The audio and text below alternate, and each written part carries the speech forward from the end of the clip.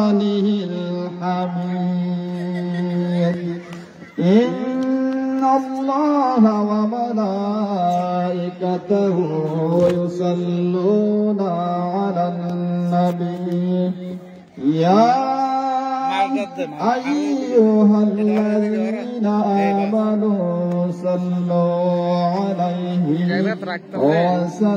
وسلموا تسليما اللهم صل على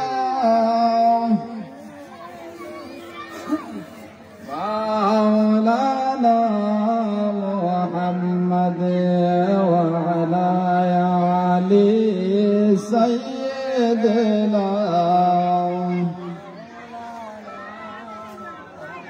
নূর নবীজি নূরের ছবি দেখান আপনার নিশানা নূর নবীজি নূরের ছবি দেখান আপনার নিশানা দেখিতে সুবহানাল্লাহ ওয়ালহামদুলিল্লাহ সুবহানাল্লাহ ওয়ালহামদুলিল্লাহ লা ইলাহা ইল্লাল্লাহ সুবহানাল্লাহ ওয়ালহামদুলিল্লাহ সুবহানাল্লাহ ওয়ালহামদুলিল্লাহ লা ইলাহা ইল্লাল্লাহ হাসবি রব্বি জাল্লাল্লাহ মা ফি কলবি গায়রুল্লাহ হাসবি রব্বি জাল্লাল্লাহ মা ফি কলবি গায়রুল্লাহ নূর মুহাম্মদ সাল্লাল্লাহু লা ইলাহা ইল্লাল্লাহ পরে নূর মুহাম্মদ সাল্লাল্লাহু লা ইলাহা ইল্লাল্লাহ হাসবি রব্বি জাল্লাল্লাহ মা ফি কলবি গায়রুল্লাহ হাসবি রব্বি জাল্লাল্লাহ মা ফি কলবি গায়রুল্লাহ নূর মুহাম্মদ সাল্লাল্লাহু লা ইলাহা ইল্লাল্লাহ পরে নূর মুহাম্মদ সাল্লাল্লাহু লা ইলাহা ইল্লাল্লাহ মুহাম্মাদুর রাসূলুল্লাহ সাল্লাল্লাহু আলাইহি ওয়াসাল্লাম মুআজ্জাজ মুহতারাম দিগার সামিনে জাম উপস্থিত আজকের মাহফিলের যিনি সম্মানিত সভাপতি আশিক রাসূল মোহাম্মদ গাজীউর রহমান রিজভী উপস্থিত আছেন মাস্টার মোহাম্মদ গিয়াসউদ্দিন রিজভী উপস্থিত আজকের মাহফিলের যিনি কিছুক্ষণের মধ্যে চলে আসবেন আশিক রাসূল হযরত মাওলানা রিজভী মাওলার অন্তরপ্রিয় যিনি প্রধান অতিথি হিসেবে আগমন করবেন গাজী আবুল হোসেন রিজভী সুন্নি আল কাদরি হুজুর কিবলা আজকের মাহফিলের যিনি প্রধান বক্তা হিসাবে কিছুক্ষণের মধ্যে আমাদের মাঝে তাশরীফ আনবেন আশিক রাসূল হযরত মাওলানা মুফতি মোহাম্মদ শহীদুল্লাহ রিজভী সুন্নি আল কাদরি মাদ্দাজিল্লাহু আলাইহি হুজুর কিবলা উপস্থিত রাজাপুর পশ্চিমপাড়া রেজবিয়া হুসাইনিয়া সংগঠনের সমস্ত নিবেদিত প্রাণ কর্মীগণ উপস্থিত অত্র এলাকার রেজবি মাওলানা আশিকান বক্ত মুরিদান এবং যারা দূর থেকে আমার আলোচনা শ্রবণ করতেছেন, পর্দার আড়াল থেকে মা ও বোনেরা, ছোট্ট ছোট্ট ছেলে মেয়েরা, স্কুল কলেজের ছেলেরা, শিক্ষার্থীরা, প্রত্যেককে আমি সালাম দিচ্ছি। আসসালামু আলাইকুম ওয়া রাহমাতুল্লাহি ওয়া বারাকাতুহু। মহান রব্বুল আলামিন আল্লাহ জাল্লা শানুহু আম্মা নাওয়ালুহুর দরবারে লক্ষ কোটি শুকরিয়া আদায় করছি, যেই মনিব, যে রব্বুল আলামিন, যে পরওয়ারদিগারে আলম আজকের এই সুন্দর একটা দিনে মিজানুর রহমান রিজভী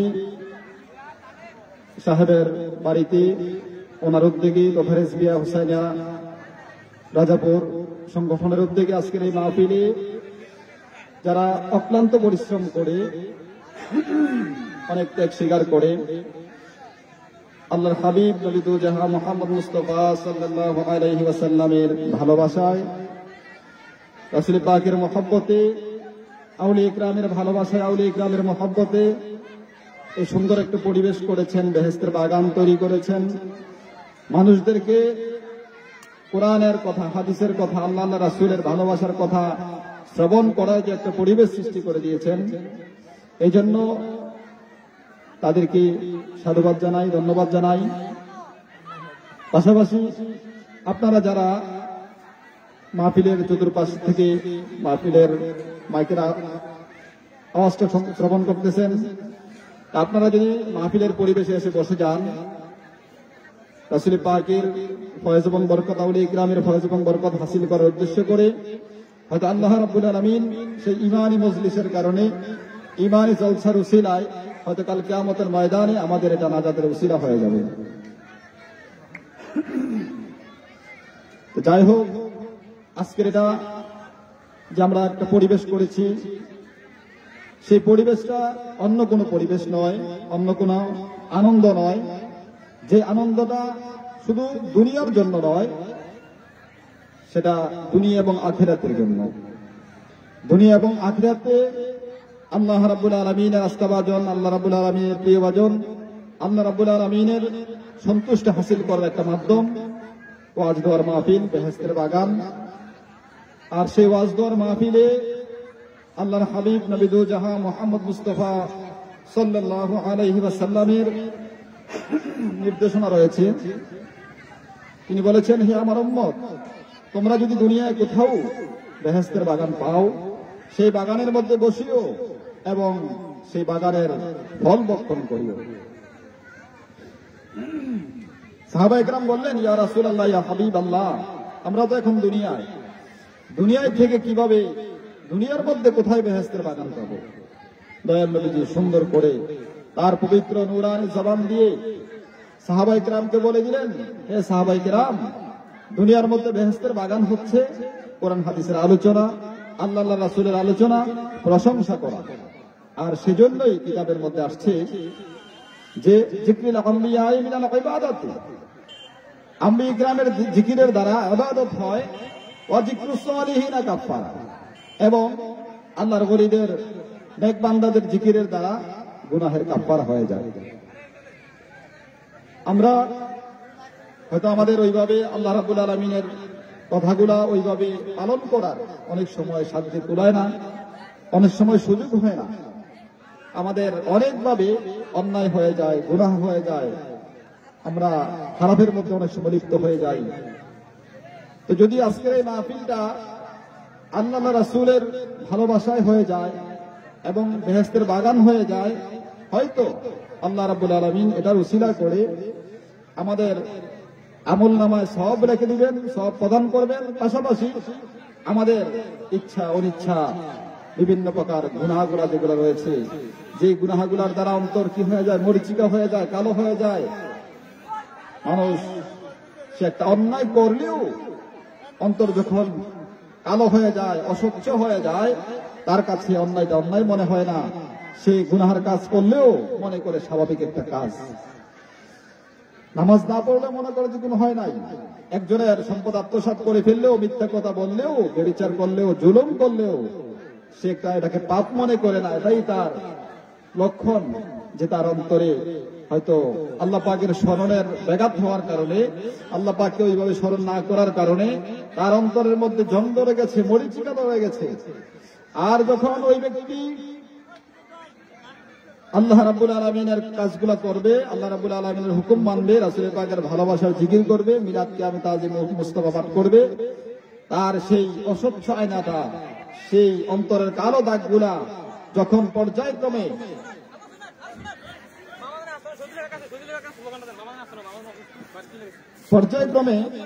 যখন যখন মানুষ সেই আমলগুলা করে, আসছেন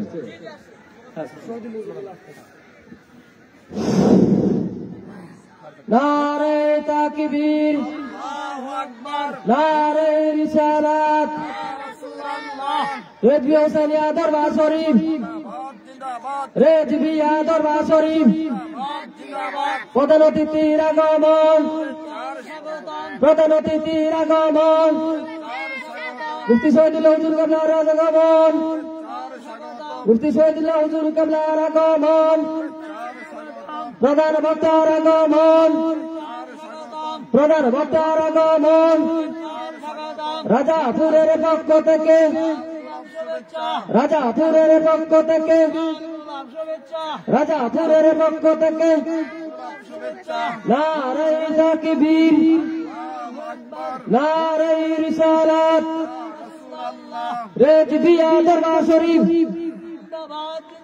রেজবি হোসেনিয়া দরবার শরীফ।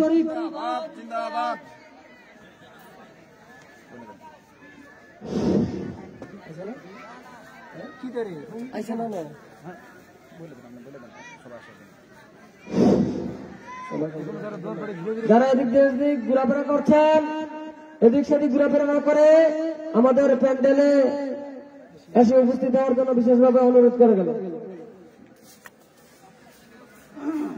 সালাতুন ইয়া রাসূলুল্লাহ আলাইকুম, সালামুন ইয়া হাবিবাল্লাহ আলাইকুম, সালাতুন ইয়া রাসূলুল্লাহ আলাইকুম, সালামুন ইয়া হাবিবাল্লাহ। আমি যে কথাটা বলতে চেয়েছিলাম যে মানুষ যখন অন্যায় করে, গুনাহ করে, পাপ করে, তার অন্তরে জং ধরে যায়, মরিচিকা হয়ে যায়, সে আধ্যাত্মিকতা বলতে সে কিছু পায় না, আর তার কাছে অন্যায়টাও অন্যায় মনে হয় না।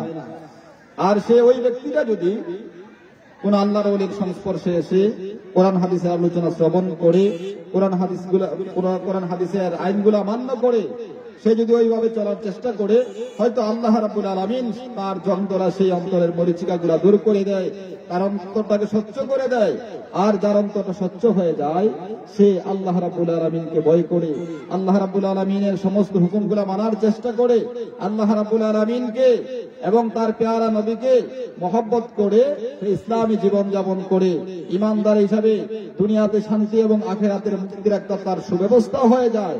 এই জন্য আমাদেরকে সব সময় সর্বদা সেই ইসলামী মাইন্ডে চলার চেষ্টা করতে হবে। ওয়াজ মাহফিল যেগুলো আছেন, কোরআন হাদিসের আলোচনা,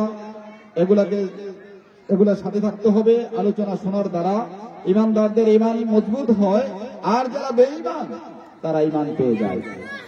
এই আজকের এই আলোচনাটা, ওয়াজ মাহফিলটা, এই যে সুন্দর একটা পরিবেশ মিজানুর রহমান রিজভী তিনি প্রত্যেকটা বছর করেন। এই বছর 14তম মাহফিল, হয়তো তিনি বিগত 13 বছর যাবৎ এমনি করে আসছেন। রিজভী বাবার স্মরণে, আউলিয়া ইকরামের স্মরণে কোরআন হাদিসের সেই মূল্যবান কথাগুলা মানুষের কাছে জনসম্মুখে প্রচারের করার লক্ষ্যে সেই আউলিয়া ইকরামদের স্মরণ করে সেই মাহফিলগুলা করে আসছেন। তবে রাজাপুর এই গ্রামে হয়তো রেজবিয়া দরবারের সামান্য মুষ্টিময় কয়েকজন লোক আছে, হাতে গোনা কয়েকজন লোক আছে, তাও হয়তো ওইভাবে বিত্তশালী নয়। তারপরেও তারা যেইভাবে মাহফিলটাকে আঞ্জাম দিচ্ছে, যেইভাবে তারা আছে, সেটা অবশ্যই আল্লাহ রাব্বুল আলামিনের একটা মহান দয়া, রাসূল পাকের ভালোবাসার নিদর্শন।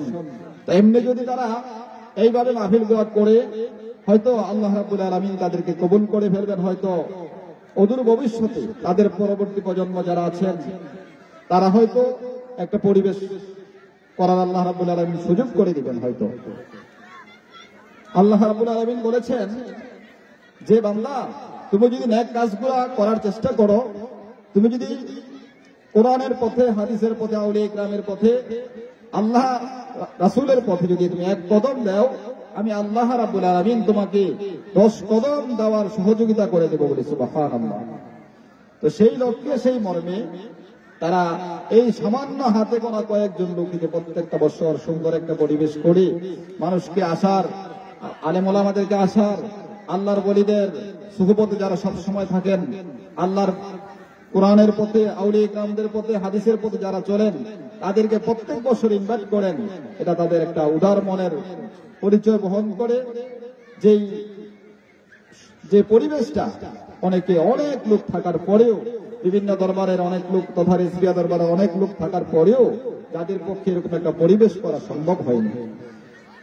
হয়তো আপনারা জানেন রাজাপুর অত্র এলাকায় যদিও আহলে সুন্নাত ওয়াল জামাত তথা রেজবিয়া দরবারের লোক কম, কিন্তু আমরা যদি পার্শ্ববর্তী বিভিন্ন জায়গা ফলো করি, যেমন ব্রাহ্মণপাড়া, বুড়িচং, কুমিল্লা সদর, চাঁদপুর থেকে শুরু করে চান্দিনা, বরুড়া, ওই এলাকাগুলো যদি আমরা সফর করি, প্রদক্ষিণ করে বিভিন্ন মাহফিল, মিটিং এ কোনো অনুষ্ঠানে যাই, তখন দেখতে পাই যে মহান মুর্শিদ কাবলা, যিনি 15 শতাব্দীর সুমহান মুজাদ্দিদ ছিলেন, যিনি বিভিন্ন আল্লাহর হাবিবের আদর্শগুলোকে বাস্তবায়ন করে গেছেন, যিনি রাসূলের পাকের সুন্নতগুলোকে প্রচার প্রসার করার জন্য যিনি নিবেদিত প্রাণ ছিলেন, তিনি মুজাদ্দিদের যে দায়িত্ব, মুজাদ্দিদের যে কাজ, মুজাদ্দিদের যে কর্তব্য রয়েছে, তিনি তার দায়িত্ব অবশ্যই আল্লাহর প্রদত্ত নিয়ামত হিসাবে তিনি তার দায়িত্ব সম্পূর্ণভাবে সুন্দরভাবে পালন করেছেন।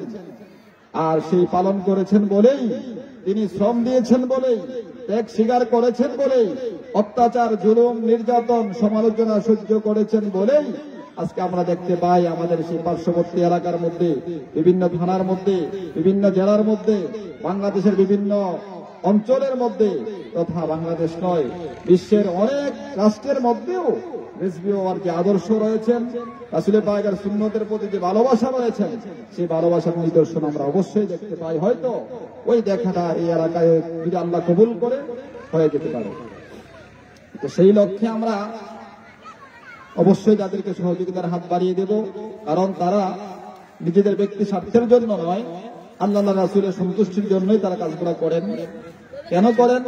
হয়তো অনেকে মনে করতে পারেন রেজবিয়া দরবার হয়তো একটা বিতর্কিত দরবার, কারোর সাথে মিশে না, কারোর সাথে চলে না, অন্য দরবারের সাথে তাদের আদর্শগুলা, আকীদাগুলা ম্যাচিং হয় না, মিল হয় না। হ্যাঁ, ঠিকই বলেছেন, তাদের আকীদাগুলা, ঈমানগুলা, কাজগুলা, তাদের কর্মগুলা, সেটা কোরআন এবং হাদিসের সাথে, আল্লাহ রাসূলের সাথে কর্মের মিল করারই তারা চেষ্টা করতেছে। হয়তো রাসূলের পাকের ভবিষ্যৎবাণী সেটাই ফলো করতেছেন যে তোমরা অন্য কোনো রাষ্ট্রকে নয়, অন্য কোনো এলাকা নয়, অন্য কোনো সমাজ নয়, অন্য কোনো পরিবেশ নয়, তোমরা, আমি যে দুটো জিনিস তোমাদের কাছে রেখে গেলাম, সেই দুটো জিনিস কি? কিতাবুল্লাহ ওয়া সুন্নাতে রাসূল। সেই কিতাবুল্লাহ তথা কোরআনে পাক, সুন্নাতে রাসূল তথা হাদিস শরীফের ফলো করার তারা চেষ্টা করেন। আর সেই লক্ষ্যে তারা তাদের সাথে অন্য দলের, অন্য মতের, অন্য পরিবেশের যদিও ম্যাচিং না হয়, মিল না হয়, বিতর্কিত মনে হলেও এটা চিরন্তন সত্য, বাস্তব সত্য যে রেজবিয়া দরবারে একমাত্র হকের উপর অটল আছেন। কারণ আল্লাহর হাবিবের সেই 1450 বছর পূর্ব থেকে যে আদর্শগুলা আল্লাহর হাবিব নবী দু জাহান মুহাম্মদ মুস্তাফা সাল্লাল্লাহু আলাইহি ওয়াসাল্লাম আমাদেরকে শিক্ষা দিয়ে গেছেন, সেই শিক্ষার আদর্শ নিয়ে, সেই শিক্ষা আমরা বিভিন্ন হাদিস থেকে, সাহাবায়ে কেরামের আমল থেকে, আউলিয়া কেরামের আদর্শ থেকে, বিভিন্ন কিতাব থেকে, জামানার মুজাদ্দিদের জবান থেকে আমরা পর্যায়ক্রমে শ্রবণ করে সেগুলোর উপরেই রাসূলের পাককে ভালোবাসি বলেই এগুলোর উপর আমল করি। কারণ দয়াল নবীজি বলেছেন, মান আহাব্বা সুন্নতি ফাকাদ আহাব্বানি, যে ব্যক্তি আমি রাসূলের পাকের একটা সুন্নতকে ভালোবাসলো, আমি রাসূলের পাকের একটা সুন্নতকে মহব্বত করলো, সে যেন আমি রাসূলের পাককে মহব্বত করলো। সুবহানাল্লাহ। আল্লাহর হাবিব তাকে হয়তো আমরা দেখি নাই, তিনি চলে গেছেন, আমাদেরকে শিক্ষা দিয়ে গেছেন।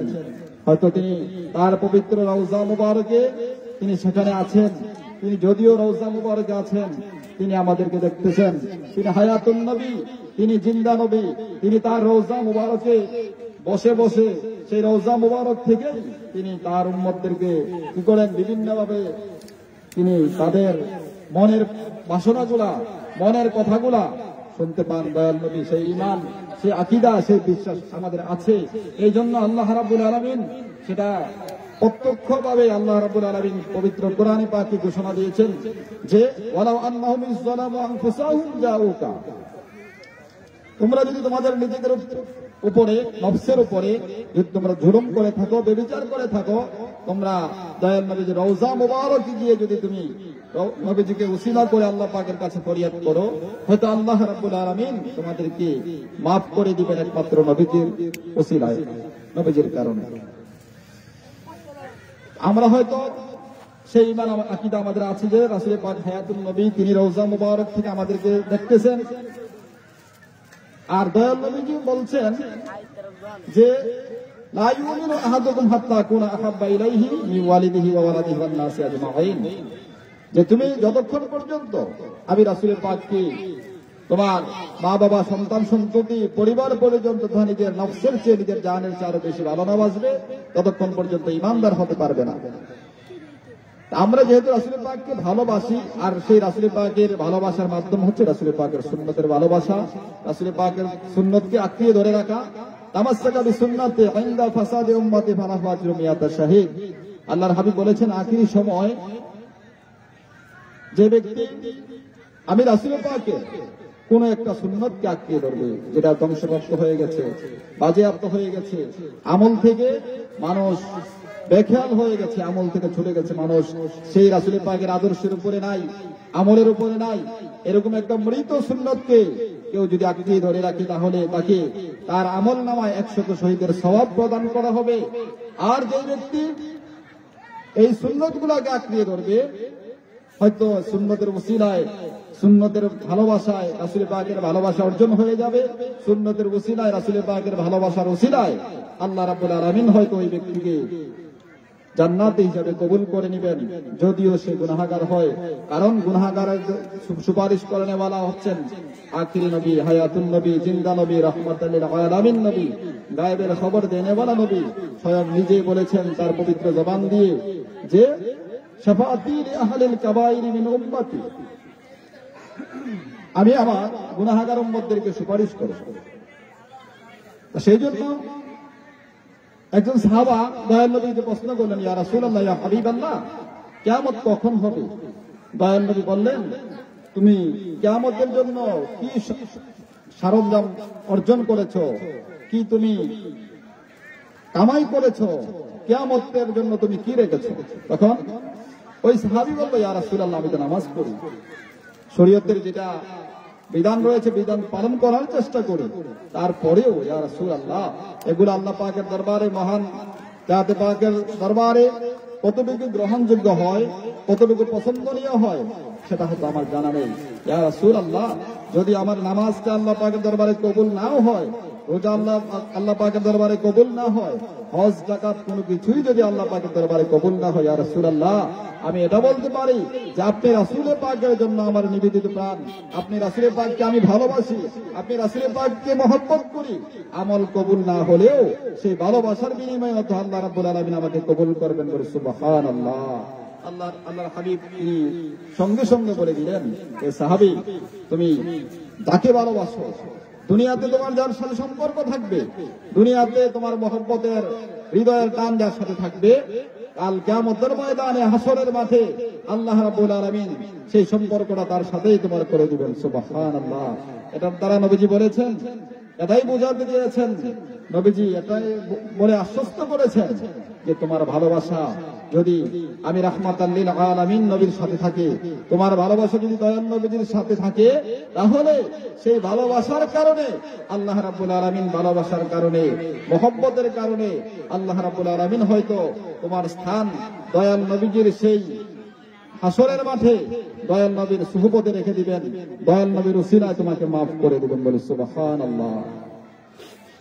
পাশাপাশি আল্লাহ রাব্বুল আলামিন পবিত্র কালামে পাকে ঘোষণা করেছেন, ফাকুনু মাআস সাদিকিন, তোমরা দুনিয়াতে আমার সাদিকিন বান্দা যারা আছে, সত্যবাদী যারা আছে, যারা কোরআনের পথে চলে, হাদিসের পথে চলে, আউলিয়া কিরামের আদর্শ ধারণ করে যারা চলার চেষ্টা করে, ফাহিশা বিচার থেকে যারা নিজেদেরকে সংবরণ করে হেফাজত করে, যারা রাসূল পাককে মহব্বত করে, আউলিয়া কিরামদেরকে মহব্বত করার মাধ্যমে ওইভাবে যদি তোমার নিজের জীবনকে, নিজের সমস্ত কিছুকে যদি ওইভাবে গঠন করতে পারো, তাহলে আল্লাহ রাব্বুল আলামিন সেই সাদিকিন বান্দাদের সংস্পর্শে থাকার কারণে, আল্লাহর ওলিদের মহব্বত অন্তরে থাকার কারণে, যেহেতু আল্লাহ রাব্বুল আলামিনের নির্দেশ রয়েছে তোমরা সেই মহব্বতের বান্দাদের সাথে, সাদিকিন বান্দাদের সাথে যোগাযোগ রাখো, সম্পর্ক রাখো, সেই রাখলে কি হবে? আল্লাহ পাকের রহমত নাজিল হয়ে যাবে। আমরা যদি আল্লাহর ওলিদের সংস্পর্শে থাকি, তাহলে ইন্না রাহমাতাল্লাহি কারিবুম মিনাল মুহসিনিন, মুহসিন বান্দাদের কাছে আল্লাহ পাকের কি আছে? রহমত আছে। আমরা রাসূল পাক যে রহমত লিল আলামিন, তিনি যে শাফিউল মুজনিবিন, সেই আমরা হয়তো রাসূল পাককে দেখি নাই, রাসূল পাকের ভালোবাসার মাধ্যমেই, রাসূল পাকের সুন্নতের ভালোবাসার মাধ্যমেই রাসূল পাকের ভালোবাসা পাওয়ার চেষ্টা করতেছি। সাথে সাথে আউলিয়া কিরামের মুহসিন বান্দাদের সাথে আমাদের একটা সম্পর্ক থাকার ফলেই আমরা, এটাই আমাদের আকীদা, এটাই আমাদের বিশ্বাস যে আল্লাহর ওলিদের সাথে ভালো রিলেশন থাকলে, সম্পর্ক থাকলে, তাদের কথা চললে, তাদের কথা মানলে, তারা কি কোরআনের বাহিরে কোনো কথা বলে? কোরআনের বাহিরে কথা বলে না, কোরআন থেকেই কথা বলে, হাদিস থেকেই কথা বলে। তারা কোরআন হাদিস মর্মে চলার কারণেই, কোরআন হাদিস মর্মে তাদের জীবনকে গঠন করার কারণেই আল্লাহ তাদেরকে কি দিয়েছেন? সেই আল্লাহর ওলি হিসাবে, বন্ধু হিসাবে কি করেছেন? ঘোষণা করেছেন। আল্লাহর ওলিদের ভালোবাসা যদি আমাদের হৃদয়ে থাকে, তাহলে হয়তো আল্লাহ রাব্বুল আলামিন সেই আল্লাহর ওলির উসিলায়, মহান মুর্শিদ কাবলা রেজভী মাওলার উসিলায় হয়তো আল্লাহ রাব্বুল আলামিন আমাদেরকে রাসূল পাকের উম্মত হিসাবে, নাজাতপ্রাপ্ত ব্যক্তি হিসাবে আল্লাহ রাব্বুল আলামিন আমাদেরকে কবুল করে ফেলবেন। এই জন্য যেহেতু কোরআনের নির্দেশ, হাদিসের নির্দেশ সাদিকিন বান্দাদের সাথে থাকার জন্য, ওয়াবতাগু ইলাইহিল ওসিলা, ওসিলা নেওয়ার জন্য, সেই জন্য আমরা ওসিলা থাকতে হবে, ওসিলায় থাকতে হবে। বায়াতে রাসূল গ্রহণ করার মাধ্যমে আমরা আউলিয়া কিরামের সংস্পর্শে থাকতে হবে, আউলিয়া কিরামের ওসিলা নিতে হবে। মোরা গাউসে পাকের উসিলাতে যাব মদিনায়, মোরা রেজভী বাবার উসিলাতে যাব মদিনায়। উসিলা দরকার আছে কি নাই? গাউসে পাকের উসিলা দরকার আছে, রেজভী মাওলার উসিলা দরকার আছে, আল্লাহর ওলিদের উসিলা দরকার আছে। ওরে এসেছি সকলে নবীর দিদারের আশায়, আমরা এসেছি সকলে নবীর দিদারের আশায়, মোরা গাউসে পাকের উসিলাতে যাব মদিনায়, মোরা আউলিয়াদের উসিলাতে যাব মদিনায়, মোরা রেজভী বাবার উসিলাতে যাব মদিনায়, মোরা হোসেন শাহর উসিলাতে যাব মদিনায়। গাউসে পাক আসর যিনি নবীজির আদরের তিনি, গাউসে পাক আসর যিনি নবীজির আদরের তিনি, মা ফাতেমার নয়ন মনি বাগদাদে ঘুমায়, হায় হায় মা ফাতেমার নয়ন মনি বাগদাদে ঘুমায়, মোরা গাউসে পাকের উসিলাতে যাব মদিনায়, মোরা রেজভী বাবার উসিলাতে যাব মদিনায়, মোরা হোসেন শাহর উসিলাতে যাব মদিনায়, মোরা আউলিয়াদের উসিলাতে যাব মদিনায়, মোরা আল্লাহর ওলির উসিলাতে যাব মদিনায়। বন্ধুরা আমার, যেহেতু আল্লাহ রাব্বুল আলামিন আমাদেরকে দুনিয়ায় থেকে আখিরাতের কর্মগুলা অর্জন করার কথা বলেছেন, আর দুনিয়া ও মাজরাতুল আখিরা, দুনিয়া আখিরাতের কৃষিক্ষেত্র। আমি যদি দুনিয়াতে ভালোভাবে চলার চেষ্টা করি, সৎ সঙ্গ নেই, সৎসঙ্গে স্বর্গবাস, অসৎ সঙ্গে কি হয়ে যায়? সর্বনাশ হয়ে যায়।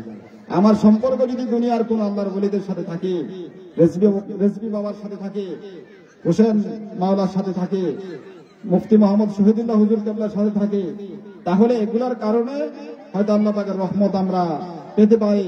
হয়তো এগুলার কারণে আমাদের থেকে গজব দূর হয়ে যেতে পারে।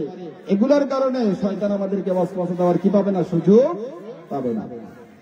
গাউসে পাক বলেছেন, আমার মুরিদ পৃথিবীর যে কোনো প্রান্তে থাকুক না কেন, আমি গাউসে পাককে যদি সে স্মরণ করে, আমি গাউসে পাককে যদি সে জিকির করে। কিভাবে গাউসে পাককে আমরা স্মরণ করি? প্রত্যেকটা মাসে গাউসে পাকের স্মরণে গিয়ে আরবি শরীফ পালন করি, বারবি শরীফ পালন করি, গাউসে পাকের নামে ফাতেহ আজদহম করি, গাউসে পাকের নামে বিভিন্ন মাহফিল করি, আল্লাহর ওলিদেরকে স্মরণ করি। আজকের মাহফিল কার স্মরণে?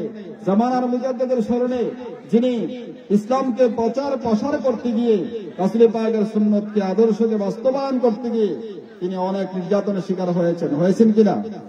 সেই নির্যাতন শিকার হয়ে, সেই কষ্ট করে, ক্লেষ্ট করে, অনেক ত্যাগ স্বীকার করে তিনি আমাদের কাছে রাসূল পাকের আদর্শ দিয়ে গেছেন। কি দিয়ে গেছেন আমাদের কাছে? রাসূল পাকের আদর্শ, রাসূল পাকের সুন্নতের ভালোবাসা দিয়ে গেছেন। কিভাবে সুন্নতের ভালোবাসা?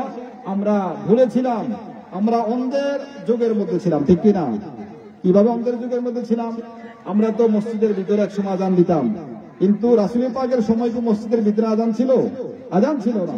সেই আজানটা হয়তো ইয়াজিদের আমলে এসে, ইসলাম বিন আব্দুল মালিকের আমলে এসে সেই মসজিদের ভিতরে বাহিরের রাসূল পাকের সুন্নতের আজানটা ভিতরে নিয়ে গিয়েছিল। এজিদ যারা রাসূল পাকের দুশমন, যারা ইমাম হুসাইনের দুশমন যারা, তারা তো রাসূল পাকের সেই বিধানগুলোকে রদবদল করার কি করেছে? চেষ্টা করেছে, তারা সফল হয়েছে। কিন্তু যদিও তারা তাদের যে টার্গেট দিলেও তারা সফল, কিন্তু তারা আখিরাতে কি? তারা লানতপ্রাপ্ত। কারণ তাদের মধ্যে রাসূল পাকের ভালোবাসা যদি থাকতো, তারা কি রাসূল পাকের সুন্নতের বিরোধ করতো না। যেহেতু রাসূল পাকের সুন্নত বাহিরে আজান দেওয়া, সেটাই তারা মেনে নিত, ঠিক কিনা?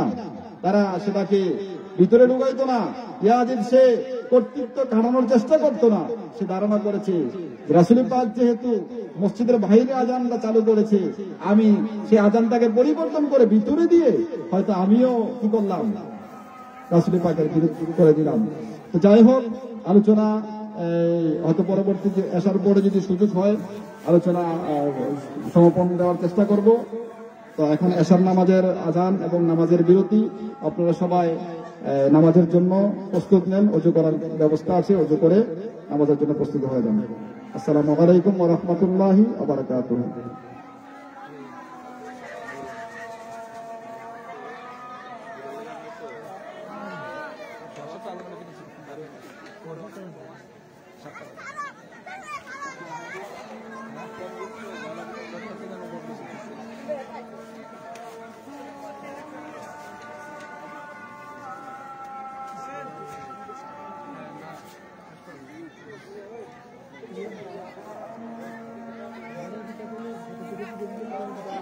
না